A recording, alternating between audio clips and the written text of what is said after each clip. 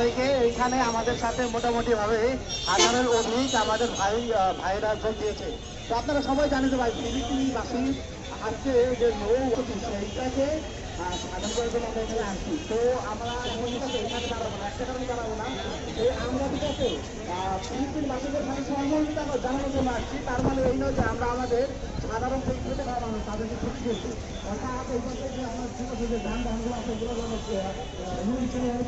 সেজন্য আমরা এখানে আমরা ঠিক আছে সেটা মুখ করবো এবং আমাদের আশপাশে